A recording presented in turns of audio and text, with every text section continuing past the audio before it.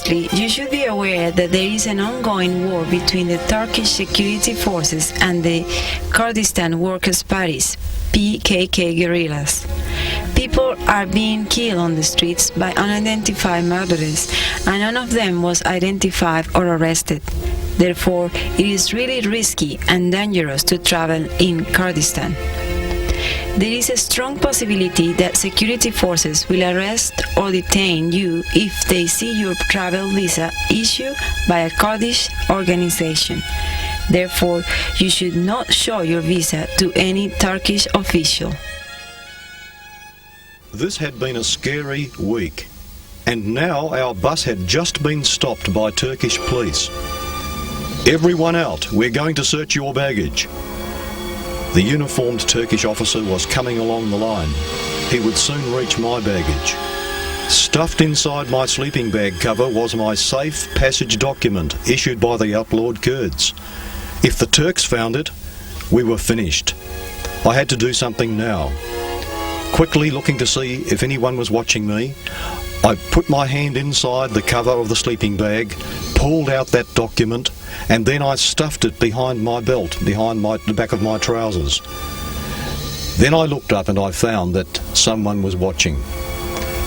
And while they watched, the piece of paper went down my legs back onto the ground.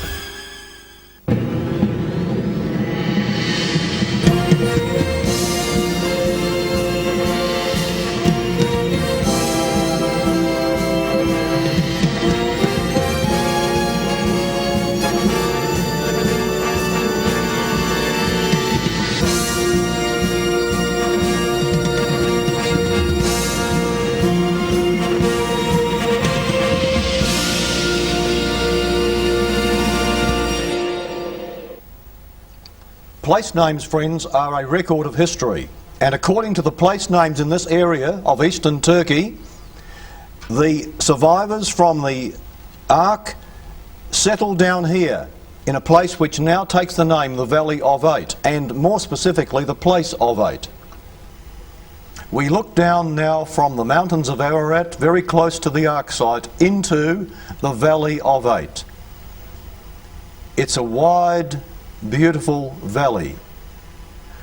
Here we have the village of Kazan, known as the Place of Eight.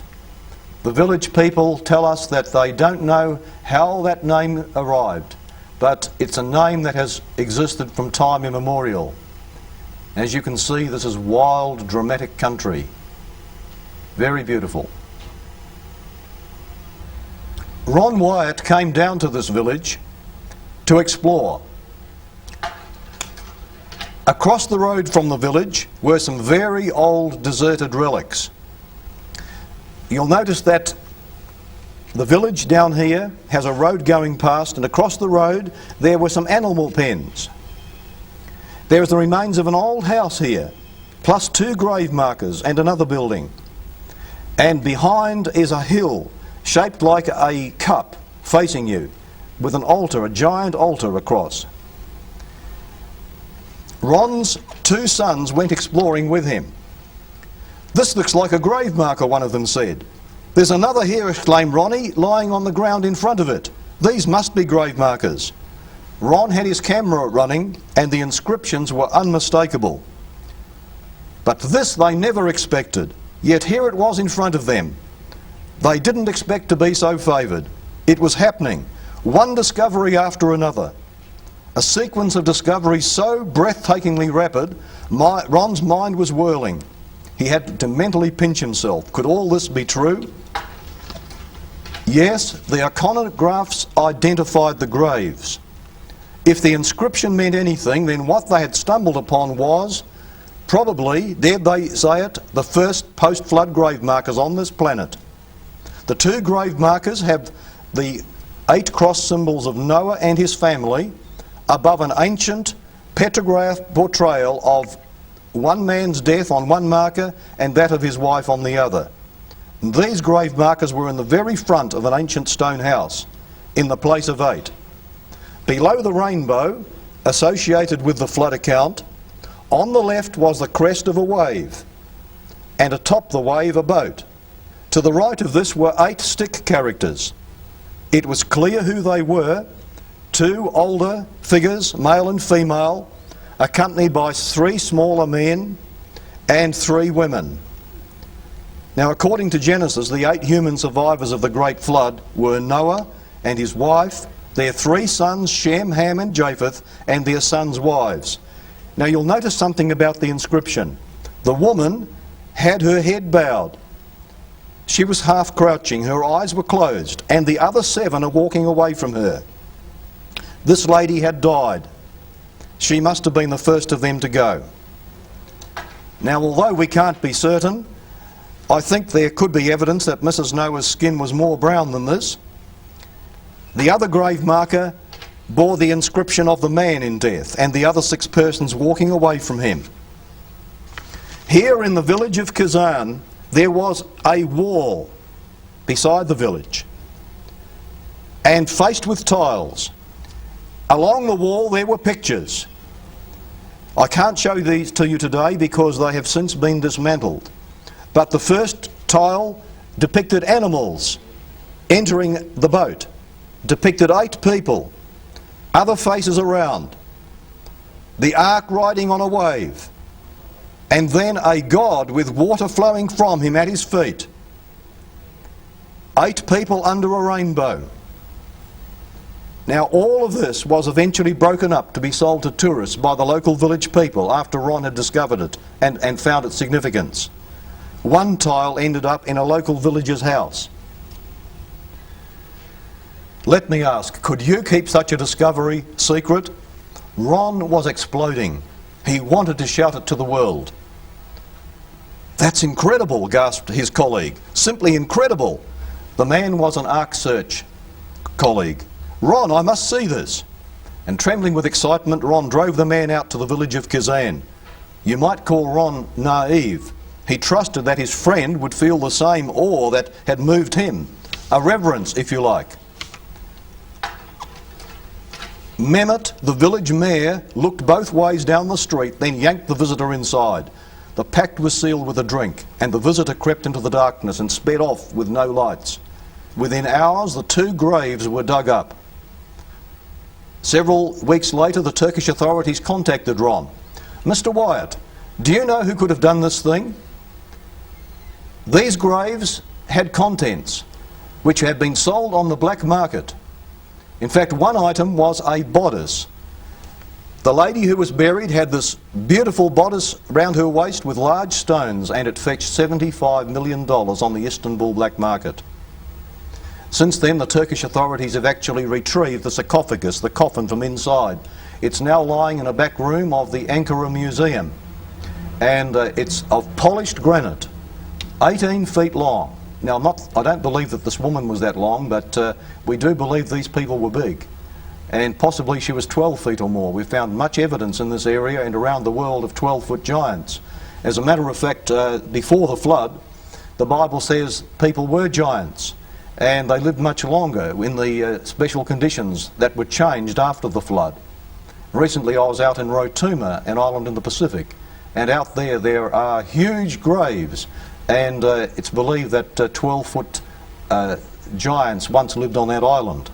The skeletons are in the graves. Soon after this, Ron and his 2 sons were sleeping in the same room, a room on the same floor that Trevor and I later occupied. And about midnight they were awakened with a great commotion. They looked out of the window, and here was a crowd of Kurdish people trying to get into the hotel. These people were after their blood. And very soon they had heard footsteps coming up the stairs. So Ron and his 2 sons quickly barricaded the door. They then placed a bed against the chest of drawers, and they heard a key in the lock. Then, as they tied sheets and blankets to go out of the window, they let themselves down 2 floors into another room and escaped for their lives down the street. This is not a place you'd go for a holiday. Sometime later, Ron and Alan Roberts and a few others were kidnapped as they were driving through the area. And they were the prisoners of the Kurds for 21 days. It was a very scary occasion. In fact, they felt eventually that their lives were going to be taken. and they had to make a determined effort to escape. That piece of news hit the world press. Here is the man that dug up the grave, Mehmet, the village mayor. This man was in league with another person on the ARC team, and the Turkish officials are now looking for that other man. But Mehmet was heard by Ron to say, let us take this man up into the hills and get rid of him. Ron, over his 34 times at the ARC site, had picked up quite a deal of Turkish, and he understood that he was the focus of this man's interest. So he and his taxi driver quickly cleared off, and Ron doesn't like going back there, I can assure you. When I let a few of my friends know that I was planning to get down to the village of 8, I wanted to check out these things for myself. Alan Roberts warned me on the phone, Jonathan, it's too dangerous. People disappear. It was now late 1993. Out there were some of the first anchor stones ever dropped from the Ark near this village. There the Noah family had built a house, we believed. They'd tilled the ground, and there finally Noah and his wife had been buried. This was the ancestral home of us all. Keep away from Kazan, urged Ron, they'll kill you. However, I decided to take all possible precautions. I'd grown to trust the one who, above all, takes care of us. I laid the matter before him. He knew my deep longing to record these things and to use them to vindicate his cause. It was now over to him. But I did take precautions, and speaking to the Kurdish people here in Australia, I eventually obtained from them a visa which would not be recognised by the Turks, and it's something that I had to keep out of sight if I went to Turkey. But this visa would give me protection, hopefully, if Kurds had any mind to kidnap me, and I pulled this out. I hoped, maybe foolishly, maybe naively, that this might protect me. So I took it with me.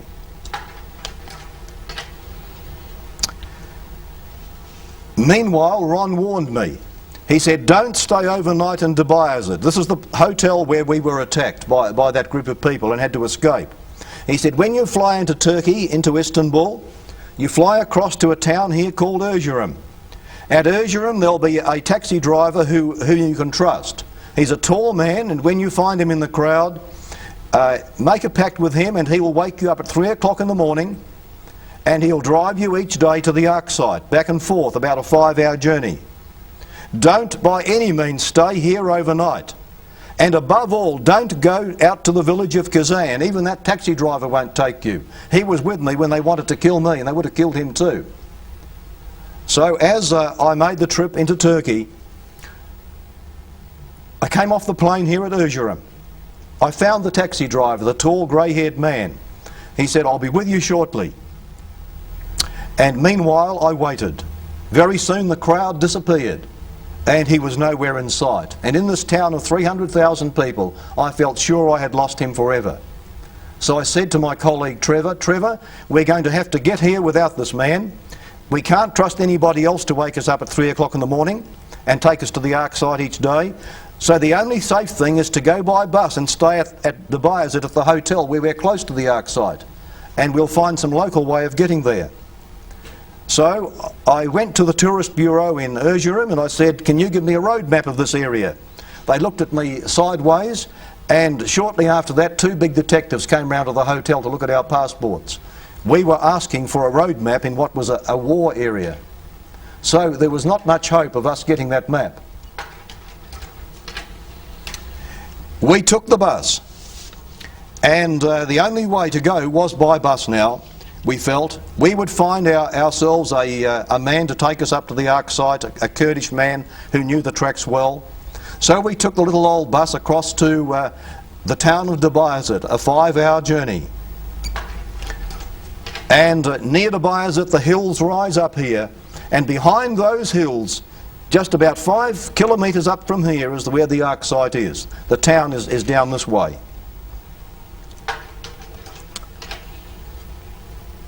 The next morning, we came out of the hotel, I walked around the street, and by the way, that night I'd been praying hard. Trevor and I prayed that night and that morning. We said, Lord, we don't know how we're going to get up through this Kurdish country safely to the Ark site without somebody we can trust. will you please get us somebody that can speak English, that we can understand, whom we can trust, and someone we can feel safe to work with. So the next morning we walked around here, and I was talking to some Kurdish man who hardly understood English, and I was saying, do you know somebody here with a car who can speak English? And away down the other end of the block there was a man, I'm sure he didn't hear what we were saying, but this man called out, he said, can I help you, can I help you? He was a 26-year-old Kurdish man called Sayyam, very, very fine chap. We became good friends, and he took us through the mountain villages. Lovely people up here, very simple living people. And from there we ultimately came to the ark site and we commenced our work. And this is where Hassan, of course, sleeps, as we mentioned to you in a previous program. We came down here and started doing some work on the ark, scraping away some of the mud on the sides. And ultimately, Siam and I became like brothers, very good friends. And then I showed him a picture of one of the anchor stones. Here we are scraping off the mud. This is Siam, this is Trevor. And in between the uprights we found that the mud was eroding away, and here were some of the upright ribs of the ship. Siam, I said, this is an anchor stone. And he said, tell me about that. So I explained what these old anchor stones were for. He says, tell me, where's this one? I said, this one's in the village of Kazan. Now that was the forbidden village that we had no way of ever reaching. And suddenly his face lit up. He said, Kazan, Kazan. He said, that's my mother's village. I'll take you there. Now I'd made a very strong point not of asking ever to be taken to this place. I knew how dangerous it would be. But I'd left it in the Lord's hands. If he wanted us to go out there, he would provide the way. Now here was the very man, the only man who possibly could ever get us in there safely. And I believe now that that unfortunate event of missing the Turkish taxi driver at Erzurum was something that was working in our favour, because now we got Siam, a local Kurdish man who came from the same village and could get us in. What a wonderful providence that was. Now, the next morning we went out from, here's the ark site, we went out from Debayazit and we started driving up this road. Mount Ararat's up here, and by the way, Turkish air pilots were bombing the mountain. We could see the smoke from the bombs. And we came up here, we turned off this road, we turned just around here and we ran into a Turkish army convoy. You can see where we were headed. And we were arrested. Our passports were confiscated and we were in custody for several hours. And Trevor nudged me, he said, hey, we're in real trouble, we could go to jail for life. This is dangerous stuff. Here's the military, we're in their hands. And here we are foreigners, we can't speak their language. They brought in one man after another to interrogate us. And eventually there was a report that they were going to go up to our hotel and look through our baggage. Now I should say, friends, that in that baggage I had that Kurdish travel safety visa, and if that fell into the Turkish hands we were finished. So I inwardly prayed, Lord, don't let them go up to that hotel. Don't let them do that. Well, a short while after, the interviewer said, no, we're not going to go up to the hotel now. They brought in one final man to interview us, and I felt perhaps this was the time we had to take the initiative. So I thought, well, I'll interrogate him instead. So I said to him, where do you come from? He said, well, I come from the far end of Turkey. Oh, you must be missing your home, I said. Yes, he said, I hate being here. I wish we weren't doing this. How long have you been in the army? Oh, only 15 months. I have to go for 2 years. And so we began talking in this vein. And eventually he realised that we were no bad men, we were not doing any harm in the area. So he said, look, when the governor wakes up, I'll ask him if you can be released. And so after a few hours he did. And we had to sign a document, however. It was in Turkish, and we had to trust that we were not signing away our lives. The document, we were told, said that if we were caught in the crossfire between the Turks and the Kurds, that we would not hold the Turks responsible. Well, straight after this we were released and we went back to the hotel. Now, by the way, you'll see this is a little out of focus. We'd given up taking pictures in this town in the street, so we took pictures now from moving cars. We consider this a dangerous place. And after a few hours inside the hotel, we waited, and then Siam came back and said, I've just been out to the village of Kazan to make sure that everything's safe. Let's go. So off we went.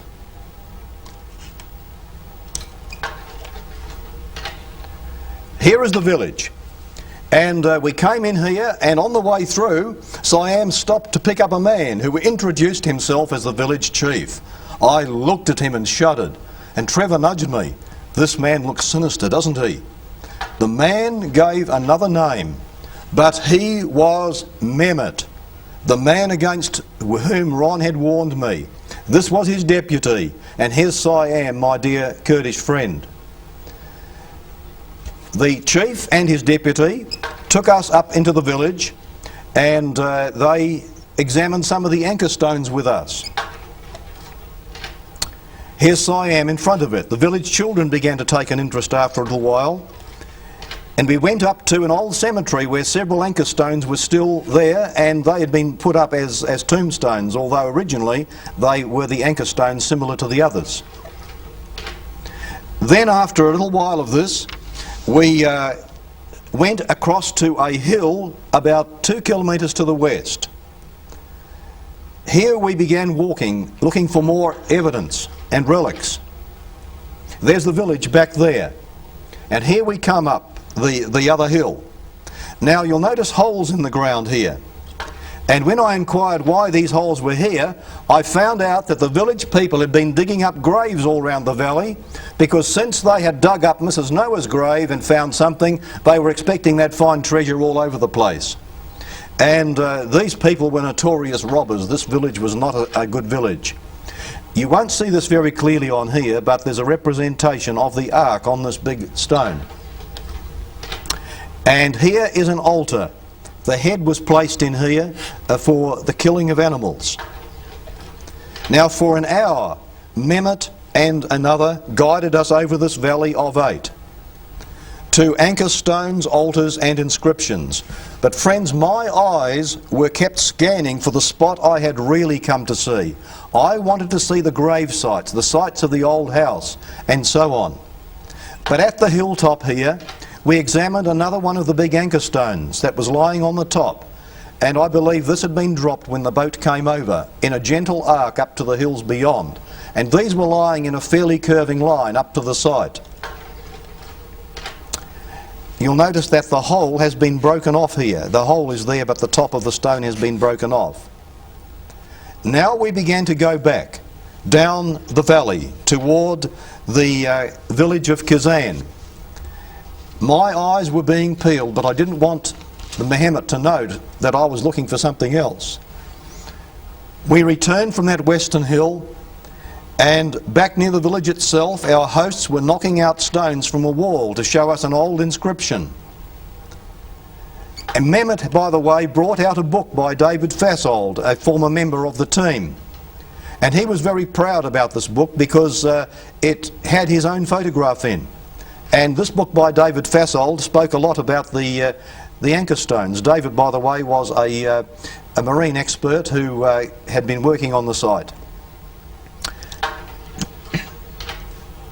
Now this is Dave, by the way, and he's the author of that book. I knew that at this moment I had to make my move or never. I wanted to see the site of the grave that had this inscription on it. And the risk had to be taken. Dangerous it would be if the chief discovered what I really knew of Ron, himself and the grave robbery. So better to feign ignorance, throw in someone else's name. So I sketched this out on a piece of paper, and swallowing hard, I said to him, "Have you seen this? Do you know where this might be? Is it anywhere around here?" "David Fassold saw this," I said. Mehmet instantly recognised it. Agitation showed in his face. "No, not David Fassold," he said. Then he paused, weighing his words. "On my land over here." I did not know it at the time, but this man carried a gun under his pocket. We skirted the area where I knew the gravestones and the house were. They were over this way, but we skirted right around here from the village to avoid that area, even though he said he was taking us there, and we eventually started climbing up the hill here. There is the big altar stone that you saw in my sketch earlier, and here is the amphitheatre hill through which you can stand here and sound can be heard so far away.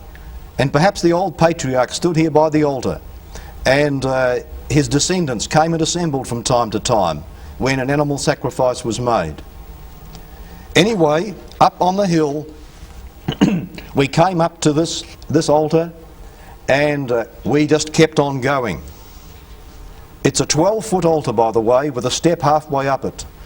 You can't climb it today, you can't step that high.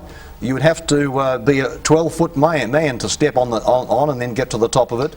But this was an altar no doubt used by people who were much bigger than us. So here we are, here's the altar. And we skirted that area and kept going. Up on the hill beyond the big altar, Ron had seen human bones up here and a skull with hair still on it, which dogs had been devouring. This man who was taking us up here now, Ron believed to be a killer. It was up the same hill that Mehmet was now luring me. How far is it, I asked. Oh, just 100 metres, he said. We kept on walking that distance. Then I said to Siam, look, we've come this far. How far is it now? He said, well, I'll ask him. Come, come, said the man. He wouldn't answer how far it was. And I kept on saying, now how far is it beyond this spot? He said, come, come. And eventually Siam pinned him down and Mehmet said, oh, 1 more kilometre. Come. I recalled that plot to get Ron up into the hills there and get rid of him. So I quickly said to Siam, I'm going back. Now I was behind the party being led up, so when I turned around I was now in front. You can see the size of a person by that altar, and there's Trevor, by the way. He wasn't going to come up with us. And so I started turning back down the hill, and here we are looking back toward the village, and the area that I wanted to examine was over here, and there, by the way, is the ruins of the house. And the 2 gravestones were not too far away. And so I started walking straight across there. Now we were in the broad open, so Mehmet couldn't do very much. And I kept walking, snapping pictures as I went. Now here we have the house, what's left of it. And in front of here were the 2 gravestones. Now this house, I'll show you a sketch of the wall of the house. It's very, very interesting.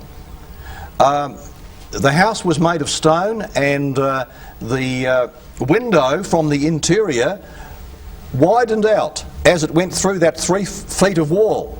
So people inside could see a wide angle outside, but people on the outside could not see so well inside. It was very, very well built. Now this house, by the way, was now in about 4 feet of silt that had built up over the centuries, and the local people have been rummaging through this now and destroying part of the wall since we documented it to look for treasure and so on. They didn't realise the significance of all this until we started exploring around here, and now of course they've gone wild, these local vandals. However, as soon as I'd taken the pictures, I cleared out as fast as I could go, and we just went. Siam, Trevor and I went for our lives back to Debayazit, getting out of this Valley of Eight as fast as we could go. Mehmet had sometime in the past given to Bob Morrell, a member of our ARC team, this item from the House of Noah. It's part of a granite bowl, and the earliest dishes were of granite. About the same time as Mrs. Noah's grave was dug out, there appeared these bones. They were shown in the reception of the Erzurum Hotel. That's the hotel some of us have been staying at in Debayazit. And the receptionists showed a giant human jawbone so big you could just about put your head into it. It showed up about the same time as Mrs. Noah's grave was dug up, as I mentioned. Now, we know that the people back there were very, very big. Those that lived before the flood were born in the antediluvian world, and who survived into the New World for a few hundred years, long life, larger size was a predominant feature of mankind. And many large remains have been found. And we suspect that perhaps these are the jawbone of Mrs. Noah. We can't be sure, but it appeared about the same time. There's so much evidence from around the world now. And by the way, in my newsletter, which I'll mention in a moment, I bring out regular news of discoveries of giants around the world, ancient giants. Oh, now friends, about that baggage search. You might have been wondering, this is by the way one of the bags that I had with me when we were being searched. This has seen a lot of action, this old bag. Even the stitching is starting to come away now. But here we have the piece of paper that I stuffed down behind my trousers and fell to the floor. And in case you're wondering what that man did when he saw me, saw it fall to the ground, I think he must have been a Kurd, because he didn't tell the Turkish police that had happened. Well, that's enough for tonight, friends, but I'd like to remind you that there are a couple of books that you'll find more information on these subjects inside. First of all, there's the Dead Men's Secrets books, which refers to the surprising discoveries of the ancient world. Sea floor, jungle and desert sands give up 1,000 forgotten secrets. Technology that vanished. This is the book Dead Men's Secrets, and I can recommend it. I wrote it after all. It's a very, very interesting subject for many people. And if you want to know more about the Ark subject, the scientific evidence, the arguments of the skeptics against it, the play, the counterplay of characters, the murder attempts, the phone tappings, the betrayals, and also the wonderful miracles that counterbalance that. The Ark conspiracy tells that story. In fact, we've just sold out of the first edition. There's a second edition coming off the press now. And finally, I do put out a quarterly newsletter, and the subscription price of this does help our expedition work. Also, we update various interesting discoveries that we're involved in and that others are involved in around the world. Anyway, friends, thanks for being with us. It's been good speaking with you, and I hope you found this enjoyable. You've been watching a presentation by Jonathan Gray in the Surprising Discovery series. To receive regular newsletters, to inquire about available publications, or to book Jonathan as a speaker at your church fellowship or community group, write to Jonathan Gray, Post Office Box 3370, Rundle Mall, Adelaide, South Australia 5000.